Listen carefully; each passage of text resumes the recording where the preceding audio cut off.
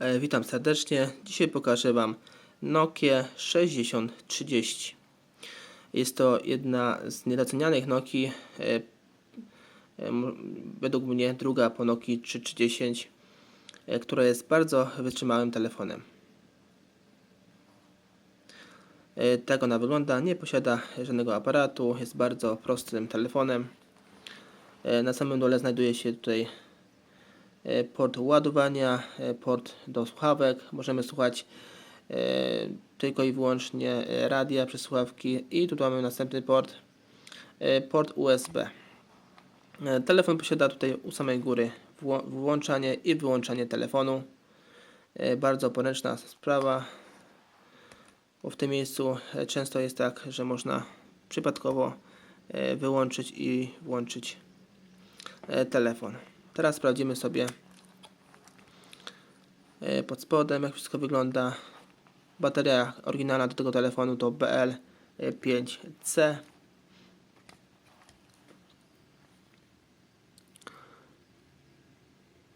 Tak ona mniej więcej wygląda.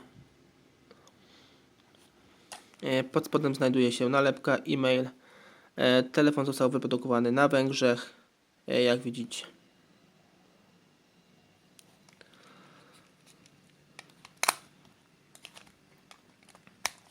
Teraz sprawdzimy sobie wnętrze tego telefonu, jak to wszystko wygląda, jak funkcjonuje. Dźwięki oryginalne tego telefonu.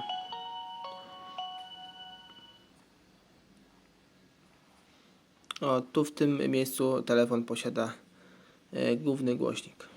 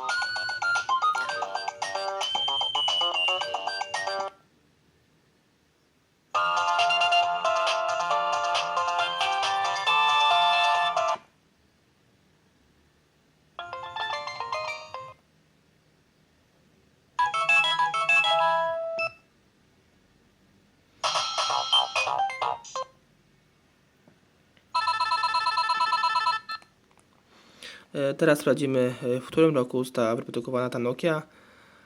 Kodem gwiazdka kratka 40 kratka.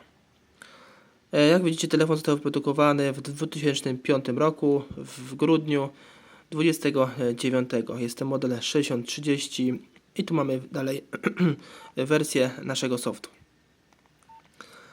Jeszcze wspomnę, że telefon posiada bardzo, jak widzicie, mały wyświetlacz. Jest to wyświetlacz 1,63 cala w przedziale na 128 na 128. Posiada bardzo małą wewnętrzną pamięć, jest to tylko 3 MB. I jeszcze wspomnę, że telefon posiada małe promieniowanie na ludzki organizm, jest to 0,7 współczynnika SAR. Teraz pokażę Wam demontaż i montaż tego telefonu. Ściągamy tę klapkę, baterię, kartę SIM,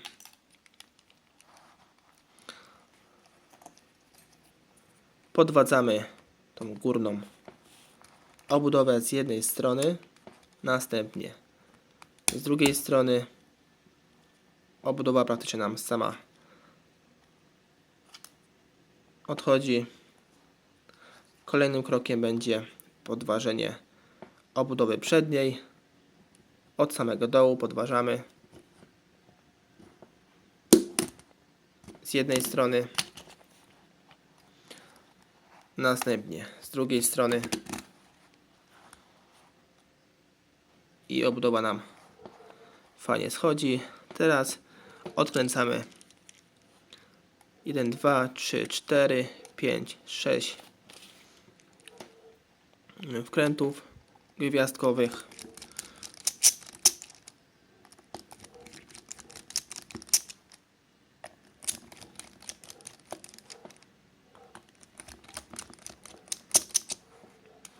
I zostały nam jeszcze 2.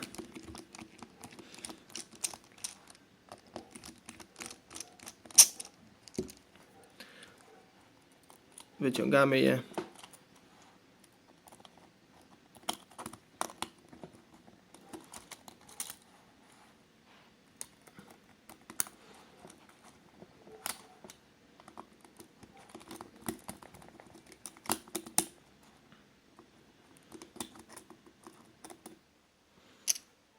Odkładamy na odpowiednie miejsce.